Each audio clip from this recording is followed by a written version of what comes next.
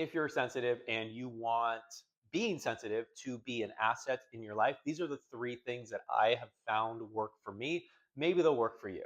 So I have found it beneficial to be able to read energy,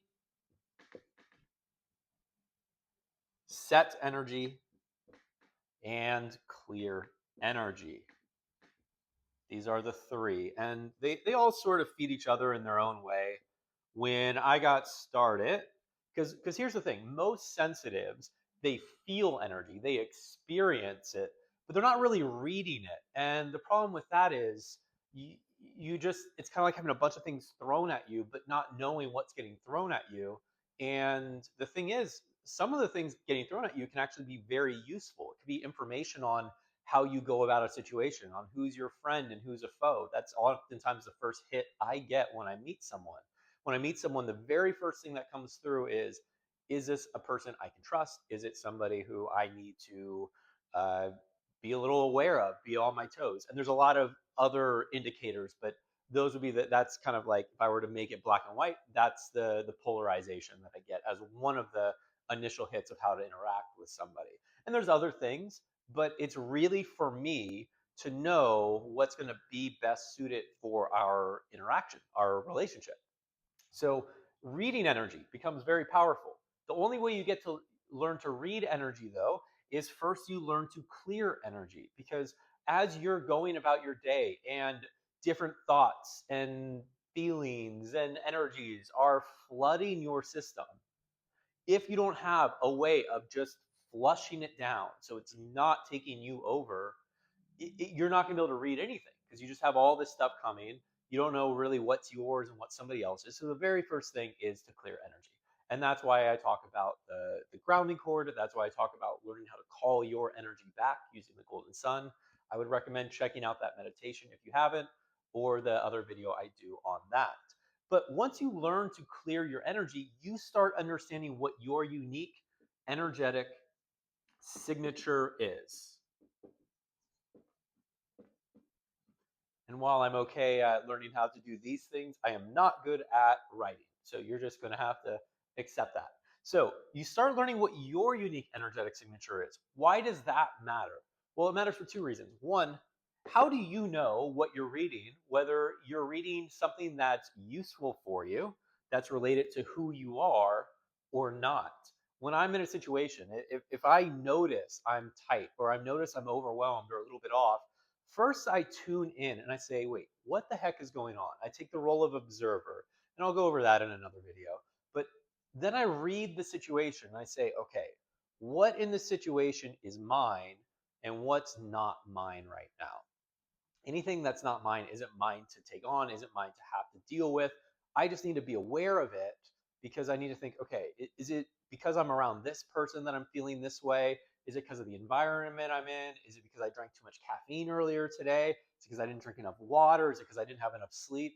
Over time, you start getting really clear on why the signals are showing up the way they are, on what the specific ways of overwhelm is happening for you.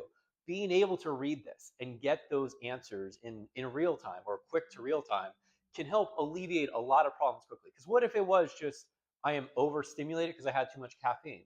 Well, now I know to just calm myself down. I can do that with some quiet, some calm breathing. I can do that because I know how to slow my mind. So that's a way that I can just begin to not get my butt kicked by the world. What if I am just dehydrated or need food?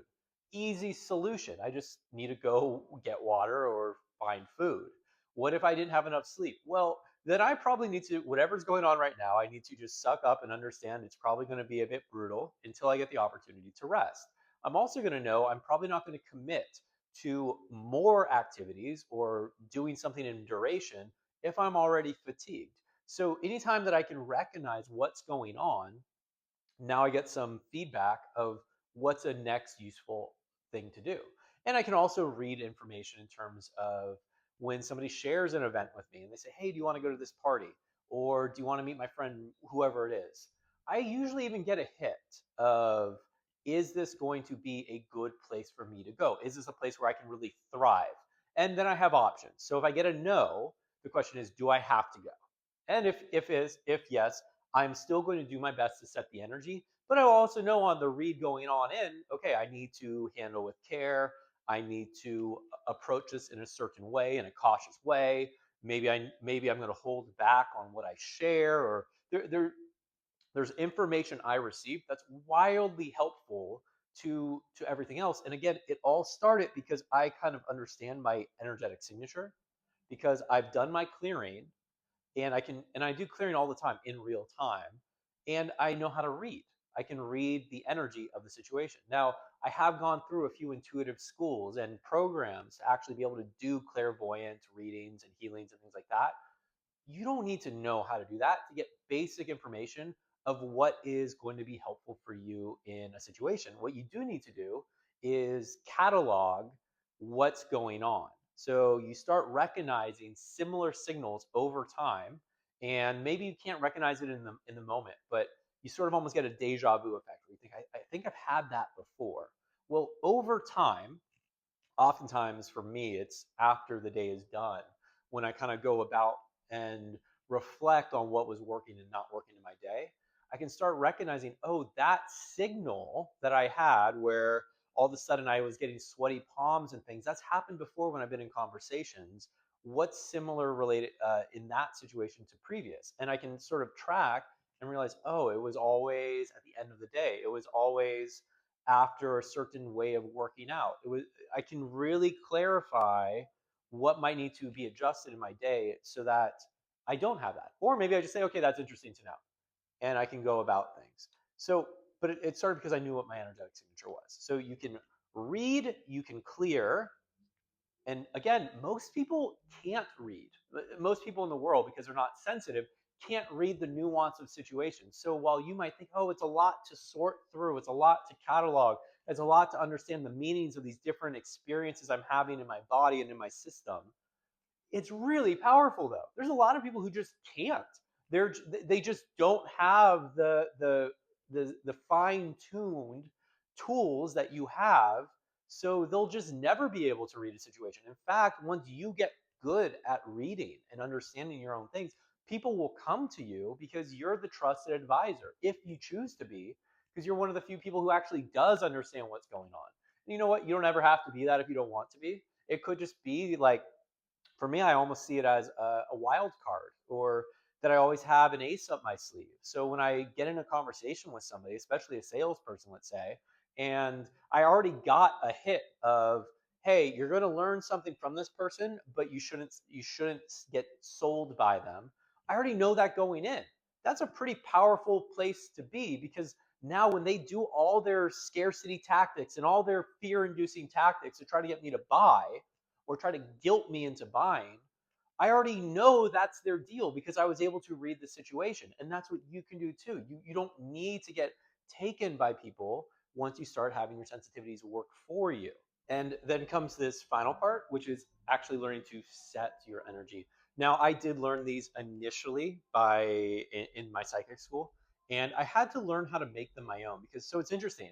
A very small part of the psychic school is actually learning how to read somebody. I mean that's all kind of part of it, but you learn within the first couple weeks, you learn how to do a reading, and after that, everything else is just sort of like different ways of applying the reading, and then learning different energy tools to help with the clearing if somebody's got certain stuff going on, when you're picking up certain stuff in your environment, how to clear it. And what I learned, I mean, all of us, if we're sensitive, we already are psychic. We're just maybe not the actual psychic that's going to sit with a crystal ball and read tarot cards and do all that and have a pendulum and all that sort of stuff. I do have a lot of those things, but my calling isn't necessarily to be the person who sits at a psychic table and does it all the time, right? That one thing I do for fun sometimes. But learning to set your energy can become a daily practice. It can be a question of how would you like the day to go. If you were to set the forecast for your life, just like a forecaster tells you what the weather is going to be like, what if you got to say to yourself, to your life, or to your day, this is what I would like my day to be like. And you could do a little bit of get a bit of a sense as you wake up in the morning of, okay, this is what I have going on today and things. How would I like my life to be if it were to be smooth, or as smooth as I would like it to be? what would need to happen? And you can begin to actually intend that your life go that way. And the things that are important for setting your reality, setting the room, setting your space, all these different tools, it starts with being clear, because you actually need to know what you want, and it has to originate from the heart. It cannot originate from the mind. The mind doesn't really know what the heart actually wants. The mind can be great for analysis, it can be great for taking action. The mind is great for helping make interpretations of the reads that we're getting. It can be great for walking us through the steps of doing a clearing, but it's not really good at telling us what we actually want. That comes from the heart. So as we start our day, we can say, what would I like? As we think about an event that we're going to go to, we can say, how would I like that to go? What would really be nice for me? And as you tune into that, you actually begin to get the opportunity to set your reality.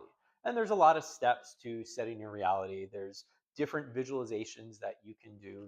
The visual is a strong one, although oftentimes I just use the felt sense of how the things would be were it to be the way I would like it to be. And it only works though if you are clear and if you set. And the interesting thing about setting is when you're setting your reality, you're simultaneously reading the way things would be if it were ideal for you. So the way of setting is to tune in to where you want to be, where you want who you want to be with, and then read the energy in that way. So you're reading, it's as though you step into the future and now you're reading that potentiality that you actually want. So the way you set is you read. Hope that makes sense. It's it's kind of like when you were to jump into a future, a desired goal that you want. The way that that desire comes through, or the way that it becomes more real, is you actually just live the desire. You step into that frame and you imagine, what would life be like? How would you be feeling? How would you be acting? Who would you be with? What would you be hearing? You're engaging as much of the sensory world as possible, because that engages the subconscious. There's ways of it even engaging the superconscious. I specifically use source healing for setting my reality, as well as other tools. But it starts with knowing how to read the energy. So you can step into that environment you want to be in soon, and as though it were in real time and you were there, what would the energy be like then? Were to be the ideal of the way that you want it to be. And so that's my first attempt at helping you understand what I've seen to be very useful for a sensitive in terms of how to have reality work for you, how to have your sensitivities be an asset rather than a hindrance. It starts with learning to clear your space. So all the stuff that isn't you is no longer in it. One of the simplest things is a grounding cord and a golden sun for that, though there are other tools. It then moves into knowing how to read your reality, how to read situations, how to read people. And this is just a thing that can develop as you go along, as you go about your day. And as you become more clear on reading, then you can start setting your reality, because you start understanding what certain energies feel like. And once you know what they feel like, well, then you can just tune in to the future that you want to have for yourself and say, this is the energy I would like to experience. So till next time, I wish you the best as a sensitive on your journey.